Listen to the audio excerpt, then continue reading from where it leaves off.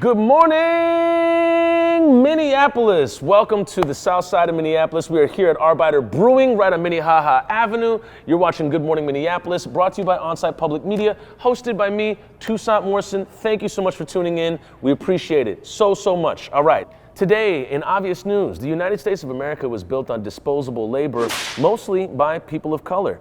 So when people say, why do you have to make this about race? Your response should be, well, it's always been about race. Forever.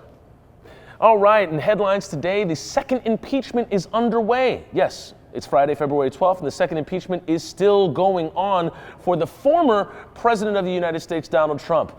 Ooh, it just feels so good to say former. Say it with me, former.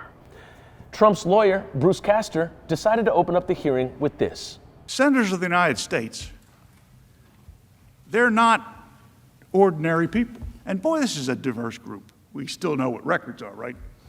On the thing you put the needle down on and you play it. I worked in this building 40 years ago.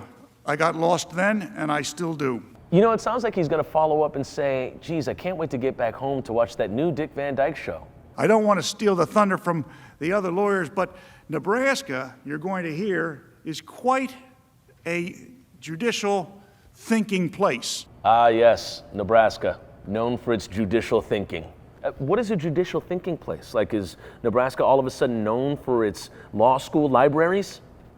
If the individual state legislatures didn't adopt the Constitution, we would not have it. I'm sorry, was that even a sentence? You know who this reminds me of?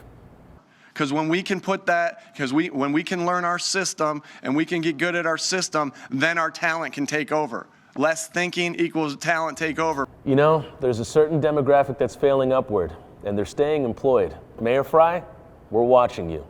And that's the Eagles. They're a football team. They play a game. It's not like they're working for the leader of the free world. I'm sorry, former leader of the free world. Like this guy. The floodgates will open. As I was going to say originally, it will release the whirlwind. Look, if you feel like you're coming off of a 104-degree fever dream, you're not alone. Bruce Castor went on like this for nearly 50 minutes. And some of you are going to be like, man, Bruce Castor wasted like almost an hour of my time.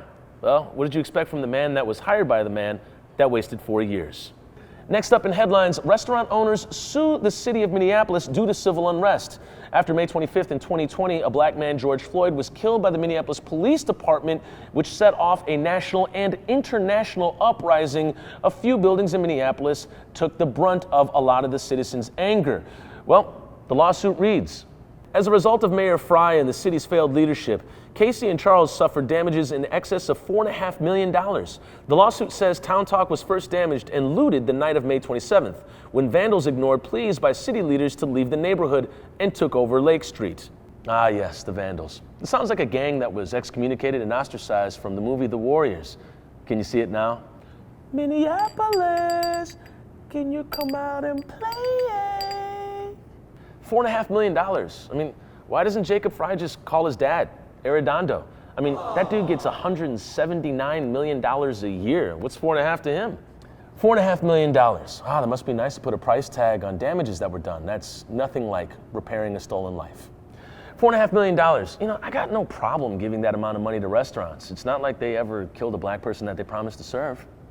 And on today's Fire Your Writers, because nobody can write a headline better than this, and it's not The Onion, lawsuit alleges only white officers allowed to guard Derek Chauvin after George Floyd's death. The Hill writes, several minority officers who worked at the jail that held Derek Chauvin following his arrest over the death of George Floyd last year say in a new lawsuit that only white officers were allowed to guard or interact with Chauvin prior to his release. Whoa. You're telling me that only white officers can guard Derek Chauvin? Why is this all about race with you guys? So you're telling me that only white officers can protect white killer cops? That is not equal opportunity.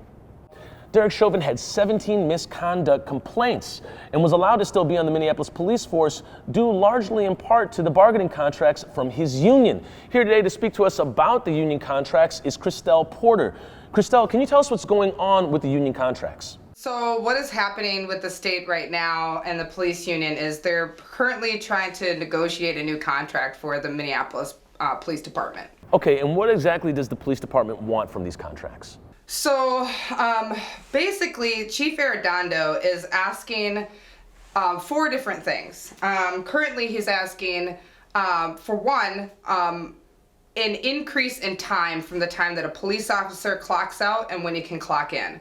Currently, there's about 12 hours of time that has to be between a shift. So they actually want to extend that time, and the problem with that is off-duty is not included in that. So when a police officer takes up an off-duty shift, which of course they're going to do that because they're making more money doing that, then they don't have to count that as the 12 hours off. So they're able to just leave that job and go right back to on duty, which there's no time to rest, there's no time to for hobbies or spending time with family. So there are 4 things that the Minneapolis Police Department wants. What's one other thing? The other thing is actually officers and the way that the union is split up. So right now, there's only one union for supervisors and supervisees. And when you look at, if you have any experience being on the Minneapolis public school district staff, if they have a separation of unions based on the educational support professionals and the actual teachers themselves, because the teachers are licensed and the support professionals are not. They have totally different pay, totally different issues, and totally different bargaining.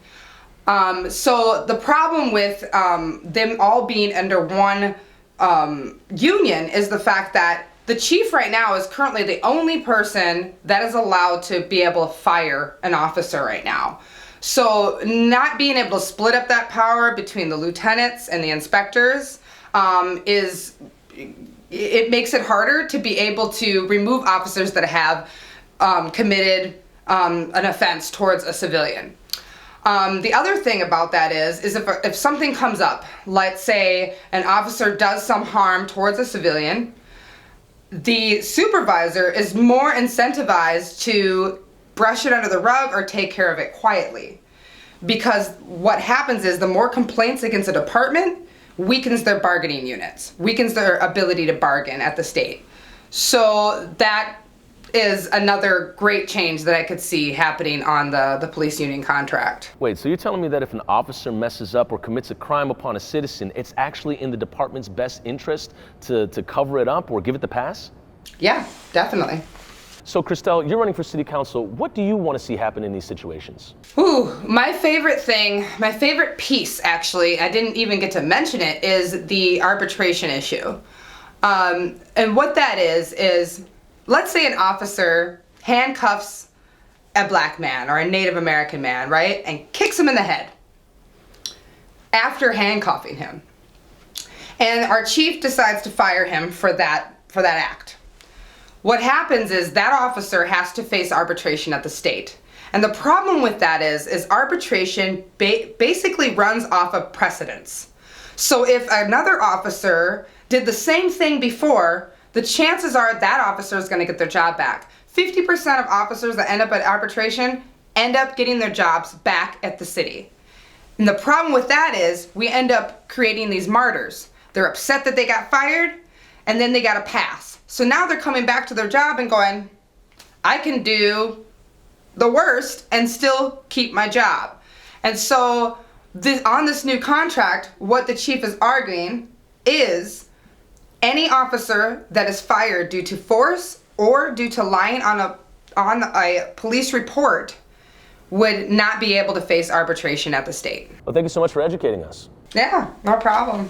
Christelle, would you be willing to have an interview about all 4 points of the contract that they're hoping to change? I would love to. That would make me really happy. Well, that'll about do it for us today at On-Site Public Media's Good Morning Minneapolis. Thank you so much for tuning in. We appreciate it. We are at Arbeiter Brewing, and they do have a deal for you. And the great thing that they gave to us was not having to film in my kitchen. So here's the deal. If you come to Arbeiter Brewing here on Minnehaha Avenue, the address is below, the website is below. All you have to do is come to Arbeiter and say, Good Morning Minneapolis, and they will give you a 2-crawler pack. There's some type of package with it. They'll tell you what it is. The description will be below. We got to get out of here because Arbeiter is about to open up. Thank you so much for watching, and you can become a member of Onsite Public Media in the description below as well. Words, they're fun.